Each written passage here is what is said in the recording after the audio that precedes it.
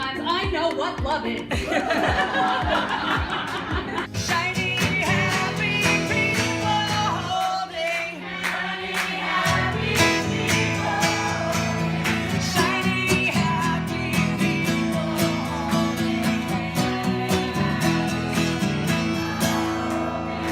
Shiny, happy people holding hands. You know those Christmas miracle stories on the Hallmark Channel? Yeah, this isn't one of those stories.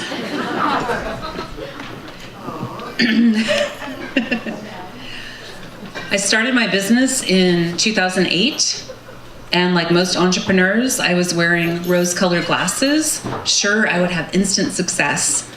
This was about a month before Lehman Brothers went under.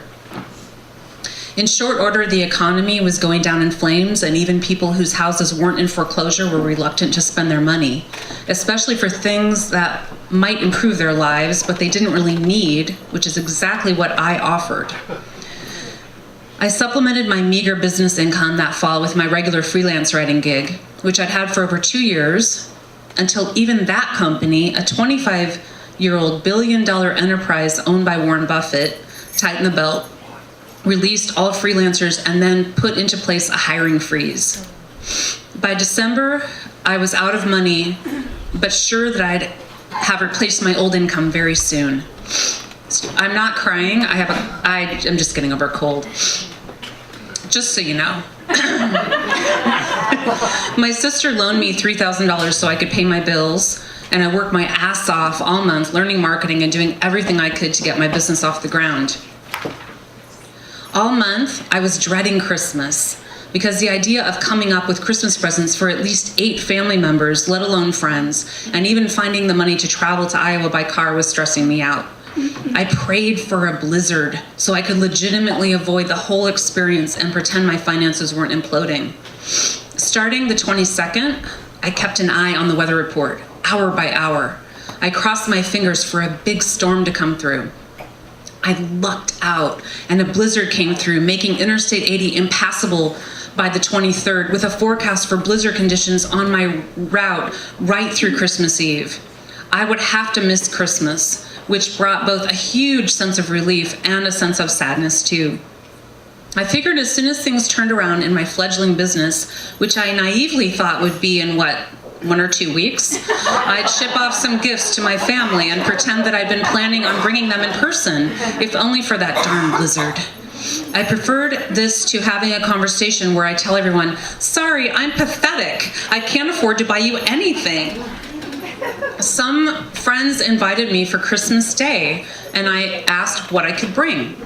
Their household income was infinity, and I was crossing my fingers they wouldn't say a bottle of Dom or even Veuve or something else they considered normal, but I considered completely out of my financial wherewithal. We decided I would bring a dessert, something I happen to be very skilled at making and which can generally be created for under $20. I actually didn't have $20, but I was pretty sure I could figure something out. For my dessert, I decided to make Emeril Lagasse's chocolate pecan pie. I highly recommend it, by the way. It's delicious, fairly affordable, and pretty impressive if you're making it for a gathering. It's one of those foods that tastes like it was a lot harder to make than it actually was. So, by luck or fate or Mother Nature shining a blessing on me, my only Christmas responsibility was 1 chocolate pecan pie. I searched through every old purse, wallet, and coat pocket looking for money to buy the ingredients for this pie. I looked under the seats of my car and cleaned out my change compartment. I even looked under the cushions of my couch, and altogether I came up with about $19. I figured that would just about do it. Off I went to the store to buy the ingredients. When I arrived at Jewel with my very short list, I don't know what got into me, but I started filling my grocery cart with all the foods I wanted to buy in the imaginary world where I had not just scrounged under my couch cushions for change. I went crazy crazy. Bread, eggs, fish, spinach, cheese, bananas, actual fresh meats, even Starbucks coffee. I was going to make lasagna and my famous Asiago crusted tilapia and arugula salad. I loaded my cart with fresh ginger and a pomegranate and all the produce I wanted, not the crap I'd been subsisting on for the last 4 months. Up and down every aisle I went, not looking at prices and letting myself pick out everything I wanted. My cart looked like I was shopping for a family of 6 by the time I was done. It was packed to the gills. You can pretty much guess what happened next. I went to the checkout and reality quickly set in. By the way, I felt like Deborah Winger in terms of endearment when she comes up short fighting with her kids about whether they'll be buying my doll or their candy bars. Only where was John Lithgow to come to my rescue?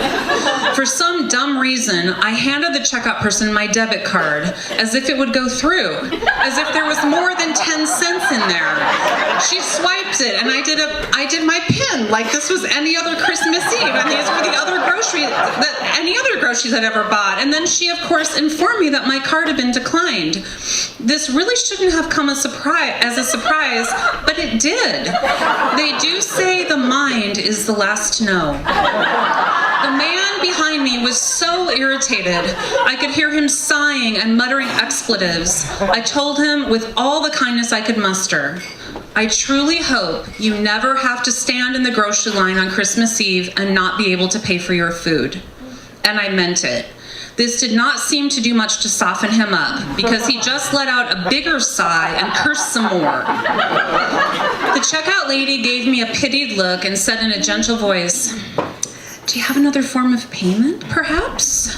I looked at her, my face hot with embarrassment, as everyone in the line looked at me, wondering what was taking so damn long. I didn't want to say the answer out loud. I just kind of looked at her for a long time.